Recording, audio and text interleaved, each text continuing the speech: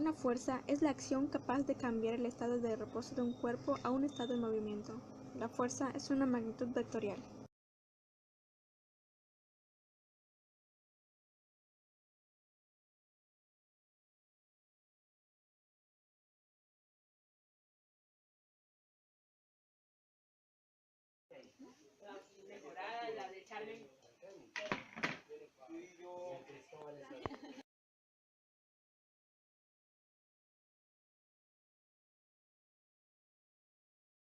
Muy buena para eso.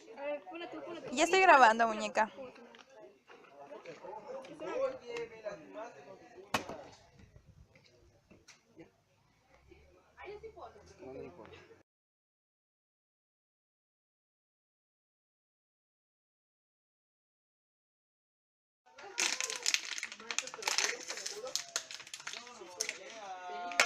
Yo creo que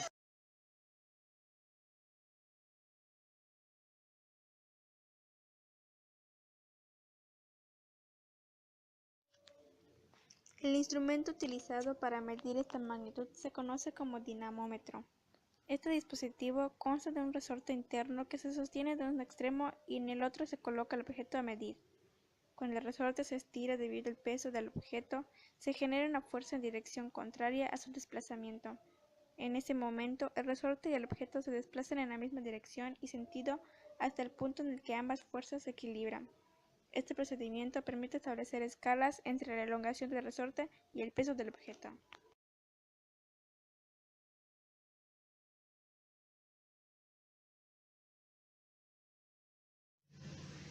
Unidades de medida de la fuerza en diferentes sistemas. SI, Sistema Internacional, se denomina Newton. CGS, se denomina Dina, inglés, se denomina libra-fuerza.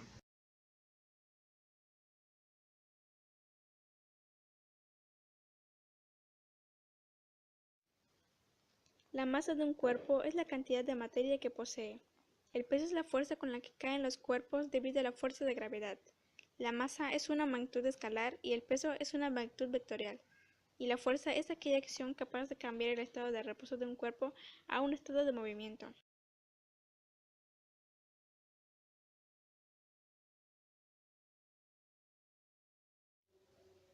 Estas fuerzas se clasifican en cuatro: gravitacionales, se generan por la atracción que existe entre dos cuerpos debido a sus masas; electromagnéticas, se generan por la atracción o repulsión entre dos cuerpos debido a la carga eléctrica.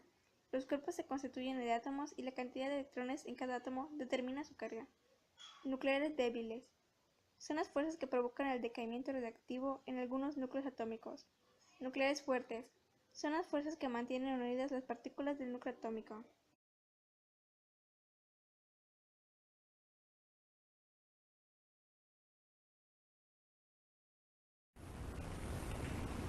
cuando hablamos de fuerza, podemos decir que existen dos tipos de fuerza.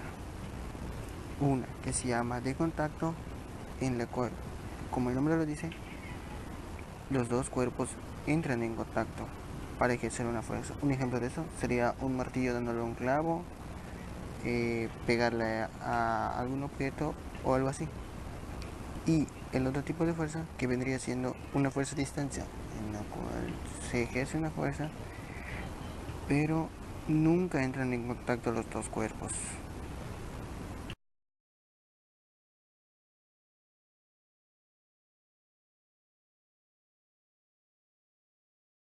En el caso de las fuerzas de fricción, existen fuerzas de fricción de dos tipos. Una conocida como fuerza de fricción estática, que es la fuerza que se opone al deslizamiento de un cuerpo en estado de reposo. Que un ejemplo de esto sería mover un vaso o empujar algún objeto que está en un lugar para cambiarlo de posición. Y el otro tipo de fuerza de fricción es la dinámica. Este tipo de fuerza es la que se opone al deslizamiento de un cuerpo en estado de movimiento, y su magnitud viene siendo menor que la de la fuerza estática. Un ejemplo de esto sería un paracaidista que es frenado por el aire.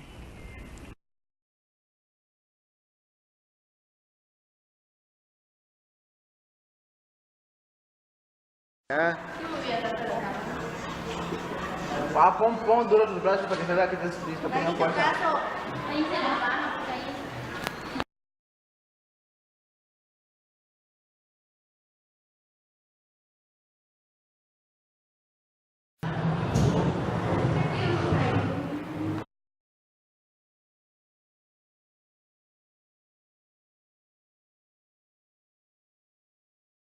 La diferencia entre la fuerza de fricción seca, viscosa y de rodadura es que en la primera, que viene siendo la fuerza de fricción seca, ambos objetos que entran en contacto o en fricción carecen de un lubricante, a comparación de la segunda, que es la fuerza de fricción viscosa, en la que ambos objetos contienen lubricante. Y la fricción de rodadura consiste en dos objetos que se deslizan, en el que uno va adquiriendo una deformación hasta que se desliza más fácilmente sobre el otro objeto.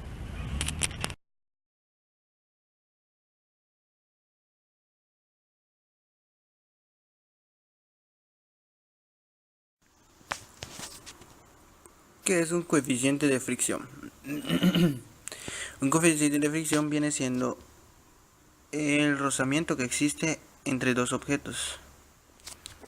Y el coeficiente de fricción se saca de la siguiente manera. Coeficiente de fricción es igual a la fuerza ejercida mínima del objeto, que es Fm, entre el peso del objeto, que en este caso puede ser W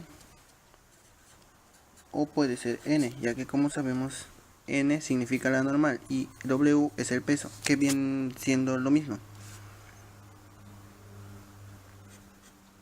En este caso tenemos el peso de 30 newtons del objeto y la velocidad mínima que se ejerce sobre él, que es de 16 newtons. Lo siguiente a hacer es sustituir 16 entre 30 newtons. Cabe recalcar que al hacer esta operación, siendo que tienen términos iguales, se cancelan los newtons y newtons, para posteriormente realizar la división, que nos vendría dando 0.53. Este vendría siendo nuestro coeficiente de fricción, que es el que existe entre el bloque de madera, que es el que se está desplazando, y una superficie de madera sobre la cual se desplaza. El coeficiente de fricción puede variar según el ángulo que tenga, ya que debido a mientras el ángulo esté más elevado, menos fricción habrá, y mientras más inclinado esté hacia adelante, por así decirlo, menos también, más fricción habrá. Teniendo en cuenta que tenemos seno de 50 grados y coseno de 50 grados, recordemos que al tener seno entre coseno,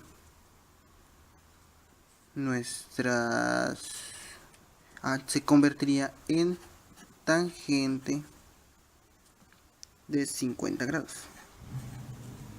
que en este caso nos viene dando 1.19, que este es nuestro coeficiente de fricción, que como nos damos cuenta, a comparación del primer coeficiente que nos dio, que es 0.53, varió debido al ángulo de inclinación, que es 50 grados, y por lo tanto, mientras más inclinación tenga nuestro objeto, más coeficiente de fricción tendrá.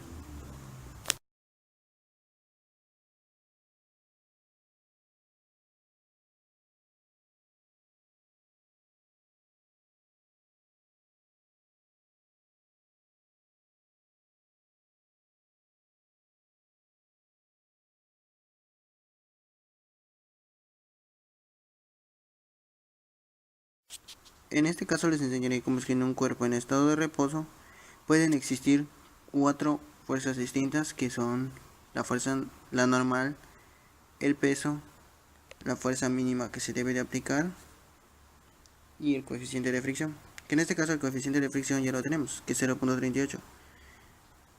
Para calcular la normal o el peso, que viene siendo lo mismo, recordemos que W es igual a la masa, que es m, por gravedad.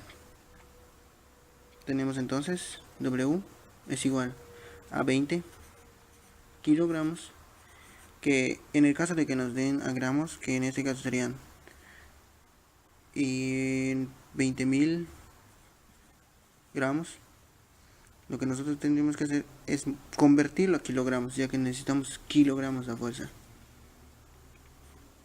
por la gravedad que existe en el planeta, en este caso, que viene siendo 9.8 sobre metros sobre segundos al cuadrado. Lo siguiente nos dará 196 newtons. Recordemos que al hacer esta multiplicación, nuestro resultado se volverá newtons. Y para calcular la fuerza mínima, recordemos que es el coeficiente de fricción, ya sea estática o dinámica, no importa cuál nos den. El chiste es multiplicar el coeficiente de fricción, que en este caso sería fuerza, sería igual al coeficiente de fricción por el peso, por así decirlo. En este caso sustituimos fuerza es igual a coeficiente de fricción, que es 0.38, por el peso en newtons, 196 newtons, que en este caso nos daría un valor de 74.48 newtons. Y como ya les mostré, ahora podemos decir que en un objeto en reposo se encuentran las cuatro fuerzas: la fuerza normal, que es esta, el coeficiente de fricción, que es este, el peso, que viene siendo lo mismo que la normal, o sea, en este caso son 20 kilogramos, y la fuerza mínima, o la fuerza que se ejerce sobre el objeto, que viene siendo 74.48 newtons.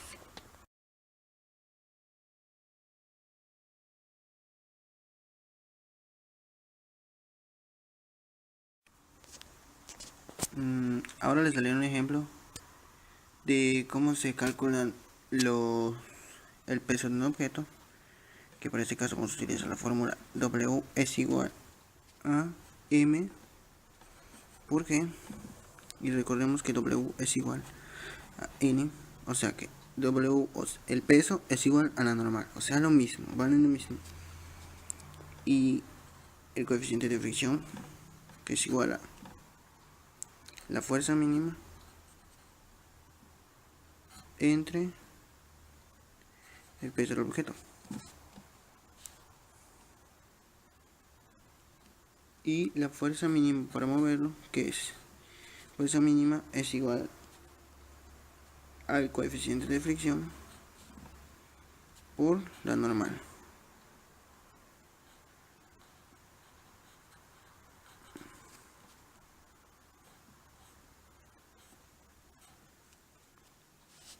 Y lo siguiente sería sustituir valores.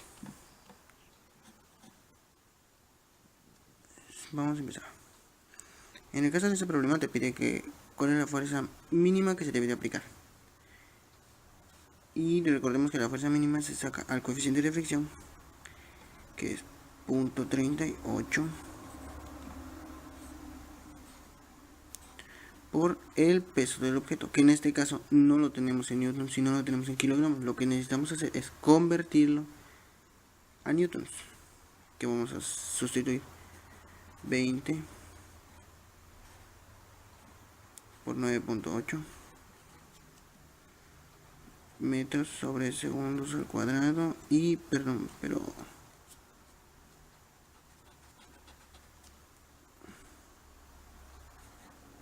aquí va kilogramos. Ahí está. Y lo siguiente nos da 196.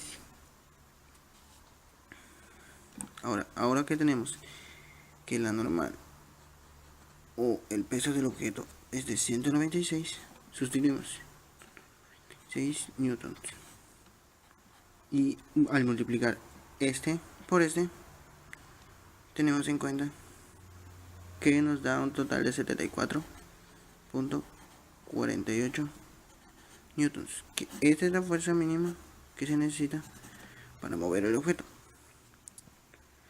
Ahora el coeficiente de fricción, ya sea dinámica, que que en este caso es coeficiente de fricción dinámica, o el coeficiente de fricción estática, que recordemos que la diferencia que existe entre estos dos varía de acuerdo al problema que nos den. En este caso, al hacer esta división, ya sea dinámica o sea estática, cualquiera de esos dos, nos va a dar el mismo resultado.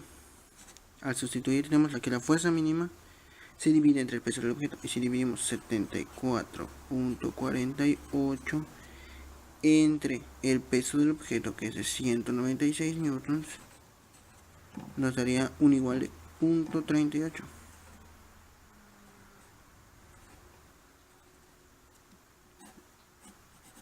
Y recordemos que como aquí es newtons y aquí es newtons, se cancelan estos dos términos y por lo tanto el coeficiente de fricción no tiene valor alguno, no tiene un valor así como esos de newtons o metros sobre segundos o kilogramos o algo así. Y por lo siguiente les he mostrado cómo se saca el peso del objeto, la fuerza mínima para moverlo y el coeficiente de fricción, ya sea estática o dinámica. Solo recordemos que varía de acuerdo a los valores que nos dan. Y recordar que sí existe una diferencia debido a que la estática tiene un mayor coeficiente de fricción que una dinámica.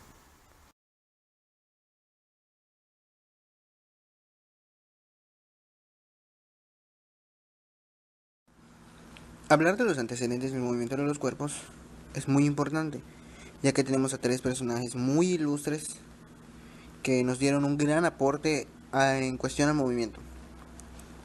Uno de ellos es Aristóteles, quien fue un filósofo griego que se preocupó por las causas que generan el movimiento de los cuerpos y concluyó que se debía a las fuerzas que actuaban sobre él.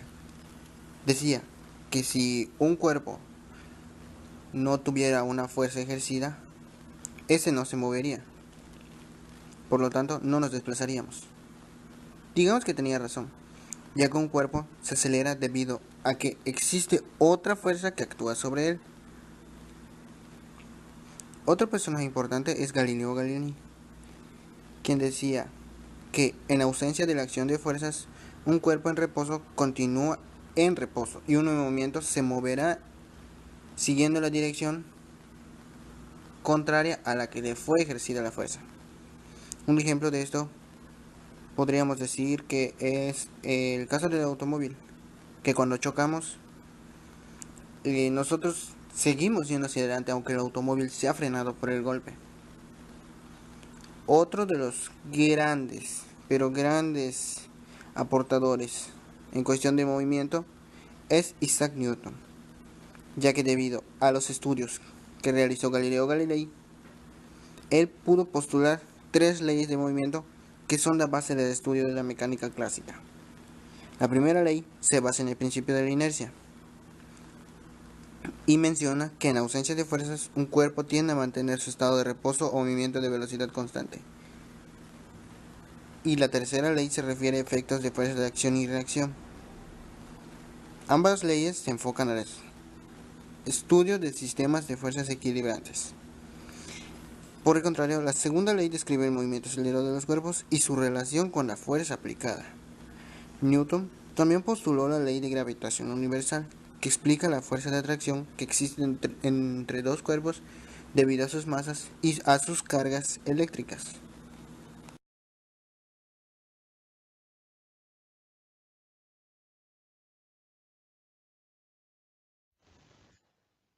El cinturón de seguridad es muy importante usarlo, ya que, gracias a él, podemos salir menos lastimados o hasta ilesos de un accidente.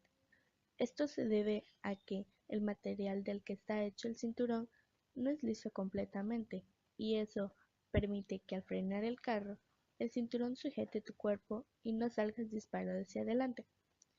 Esta acción está estrechamente relacionada a la física. ¿Por qué? Bueno, porque ahí se aplica la fuerza de fricción dinámica. Como se había explicado antes, la fuerza de fricción dinámica se opone al deslizamiento de un cuerpo en movimiento.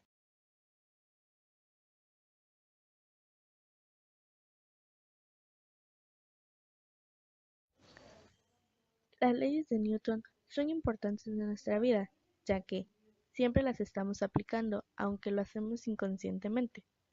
Gracias a estos, nosotros podemos realizar algunos movimientos o completar algunas acciones, como empujar una caja hasta usar un carro.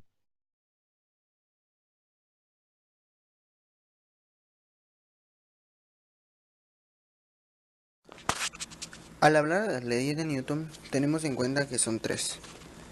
La primera ley, o ley de la inercia, establece que ningún objeto se moverá de posición o cambiará el movimiento rectilíneo uniforme si la resultante de las fuerzas que actúan sobre él es igual a cero. Esto quiere decir que este objeto se mantendrá en reposo. ¿A qué se refiere la primera ley o ley de la inercia de Newton? A que si nosotros aplicamos una fuerza sobre un objeto, este objeto continuará su camino en sentido contrario al que se le aplicó la fuerza.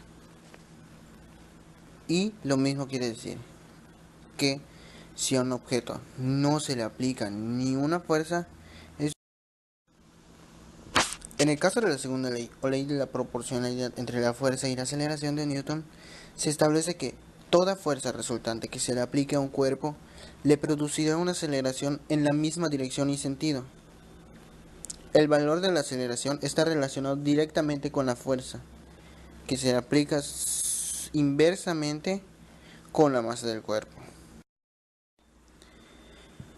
La tercera ley, o ley de la acción y reacción, establece que cuando a un cuerpo se le ejerce una fuerza, el segundo ejercerá una fuerza igual, pero a diferencia de que le ejercerá en sentido contrario a la que el primero.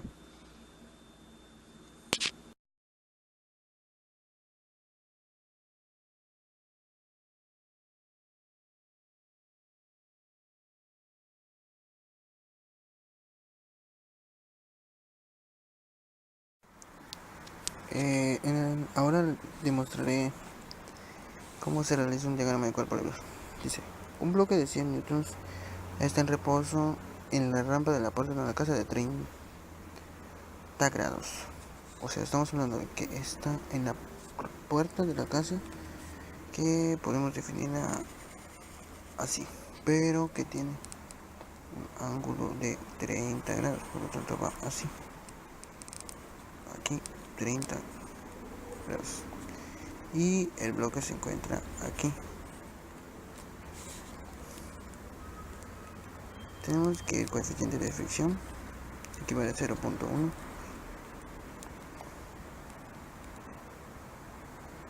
Y me pide la fuerza que se necesita.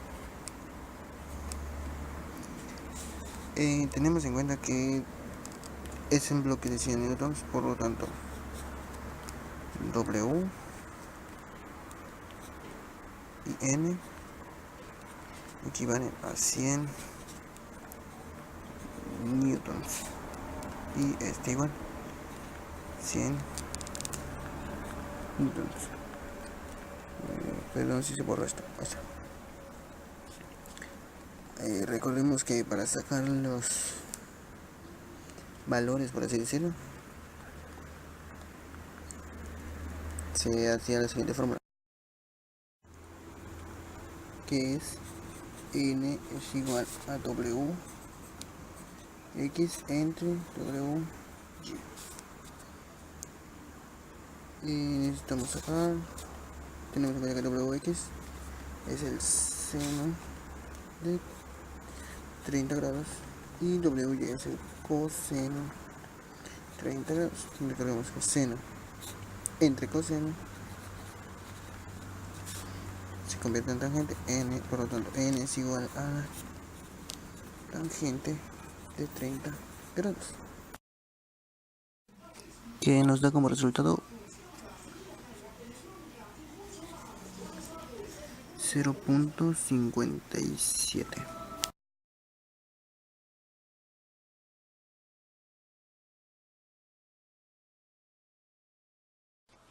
Digamos que podemos mencionar que las leyes de Newton son muy importantes en la vida cotidiana porque nos ayudarían a resolver ejercicios que en verdad se nos dificultarían. ¿Y qué más podemos mencionar? La ley de inercia, la ley de acción y reacción, la ley de proporcionalidad. Esas tres leyes son de las más importantes.